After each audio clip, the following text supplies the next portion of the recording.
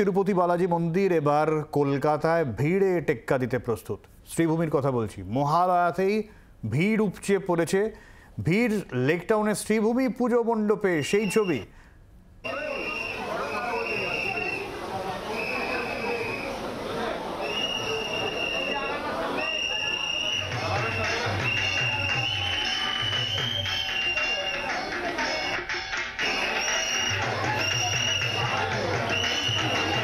দক্ষিণ ভারতের বিখ্যাত তিরুপতি বালাজি মন্দিরের আদরে এবার শ্রীভূমির প্যান্ডেল, আর আলোর খেলায় মণ্ডপের সামনে দাঁড়ালেই যেন পৌঁছে যাবেন অন্ধ্রপ্রদেশে।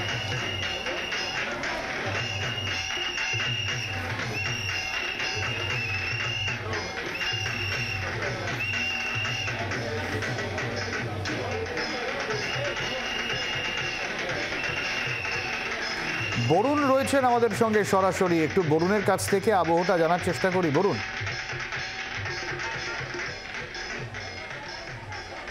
একেবারেই আমি দাঁড়িয়ে রয়েছি একেবারে শ্রীভূমি স্পোর্টিং ক্লাব।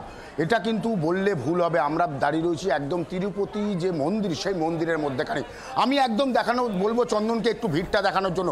এই মুহূর্তে অর্থাৎ আজকেই উদ্বোধন হয়েছে এবং সেই উদ্বোধনের দিন একেবারেই মহালয়ার দিন উপচে পড়েছে ভিড় একেবারেই কিন্তু এই মন্দির দেখতে এবং ঠাকুর দেখতে। কিন্তু একেবারেই আজ থেকেই শুরু করে দিয়েছে আম বাঙালি। এটা কিন্তু একেবারে এই যে শ্রীভূমি স্পোর্টিং ক্লাবে আসলে সেটা কিন্তু একেবারেই বলাই যায়।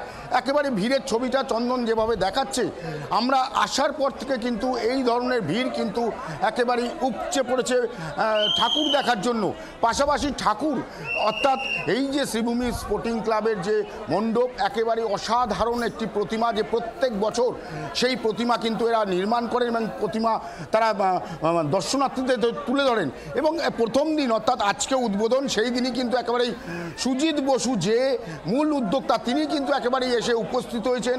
তিনি কিন্তু একেবারেই বসে রয়েছেন সেখানে, একেবারেই বসে তিনি কিন্তু দেখভাল করছেন যে এই প্যান্ডেল কেমন বা কত মানুষ আসছে। দাদা, একেবারে প্রথম দিন এই ধরনের ভিড়, এরপরে তো সারাটা মানে সপ্তাহে না, শ্রীভূমির পুজো যেদিনই দ্বারোদ্ঘাটন হয় সেদিন থেকেই লোক, এবং গতকালও যে উৎসারিতর যে উদ্বোধন হয়েছে সেটাও মুখ্যমন্ত্রী যখন এসেছিলেন তখনও ভিড় ছিল। শ্রীভূমি মানুষের কাছে একটা আলাদা ক্রেজ থাকে, আর শ্রীভূমি সম্পর্কে মানুষের একটা এইটাই ধারণা থাকে যে আগে আগে এসে ঠাকুরটা দেখবে, আবার মানুষ দুবারও রিপিট করে। আর আমাদের মূলত বিশেষত এবারে তিরুপতির বালাজির মন্দির হয়েছে, যেটা দুর্গা ঠাকুরও খুব সুন্দর হয়েছে, মায়ের গয়না পড়েছে, লাড্ডু আছে, সব মিলিয়েই জমজমাট শ্রীভূমি আছে। তো শ্রীভূমিতে মানুষ ভালো লাগে, আর শ্রীভূমিতে দর্শকরাও জানে, যারা আসে মানুষ সেটাকে খুব তাড়িয়ে তাড়িয়ে উপভোগ করে। একেবারে মহালয়া আজকে শুরু, একেবারে আজকেই এরকম। দুর্গাপূজা এমন একটা ফেস্টিভ্যাল যেখানে বহু মানুষের সমাগম হয়, আর শ্রীভূমি প্রথম দিন থেকে মানুষ আগে ফার্স্ট টার্গেট করে নেয় যে আগে শ্রীভূমি যাবো তারপর অন্য জায়গায় যাবো। স্বাভাবিকভাবে শ্রীভূমিতে ভিড় হওয়া স্বাভাবিক, এবং মহালয়া থেকেই ভিড় হয়, আর মানুষ প্রচুর আনন্দের সাথে ঠাকুর দেখে।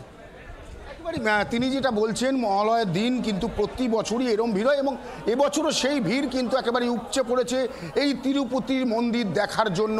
একেবারে আমি যদি আবার একটু 10টা বাজতে চললো, এই সময়ও কিন্তু একদম মহালয়ার দিন এই ধরনের ভিড়, এবং মানুষ কিন্তু এখানে দাঁড়িয়ে দাঁড়িয়ে উপভোগ করছে যে তিরুপতির মন্দির, অর্থাৎ একেবারেই যে তিরুপতির মন্দির সেই আদলে তৈরি এই শ্রীভূমি স্পোর্টিং ক্লাবের এই পুজো।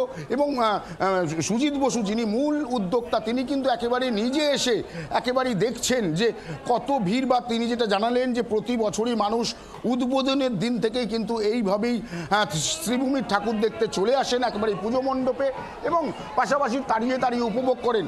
পুজো উৎসব শুরু, এটা দিয়ে কিন্তু একেবারেই বোঝাই যাচ্ছে যে এই যে ভিড়, সেই ভিড় কিন্তু ধীরে ধীরে আরও বাড়বে যত দিন যাবে। অর্থাৎ আজকে মহালয়া, তারপর থেকে যত দিন যাবে আরও ভিড় কিন্তু বাড়তে বাড়তে শুরু করবে এমনটা কিন্তু উদ্যোক্তাদের তরফ থেকে যেমন জানানো হচ্ছে, তেমন আমরাও কিন্তু প্রতি বছরই দেখি যে এই ধরনের ভিড় কিন্তু এখানে একেবারেই উপচে পড়ে এবং সাধারণ মানুষ এসে দাঁড়িয়ে দাঁড়িয়ে উপভোগ করেন এই শ্রীভূমি স্পোর্টিং ক্লাবের যে পুজো এবং এই স্পোর্টিং ক্লাবের যে পুজো মণ্ডপ সমস্তটাই কিন্তু আকর্ষণ করে মানুষকে এতটাই যে তারা কিন্তু একেবারেই মহালয়ার দিন থেকেই শুরু করেন, যেটা সুজিত বাবু বলছিলেন যে একেবারেই প্রথম দিন এত ভিড় এবং এরপরে উত্তরোত্তর ভিড় বাড়বে, এটা কিন্তু স্বাভাবিক। পাশাপাশি যে অসাধারণ যে মাতৃ প্রতিমা তৈরি হয়েছে এখানে, সেই মাতৃ প্রতিমা কিন্তু একেবারেই মানুষ আসছেন এবং এসে উপভোগ করছেন, দেখছেন, এটাই কিন্তু এখনো পর্যন্ত ছবি এই শ্রীভূমি স্পোর্টিং ক্লাবের। বাংলার আওয়াজ, বাঙালির আবেগ, জি 24 ঘন্টা।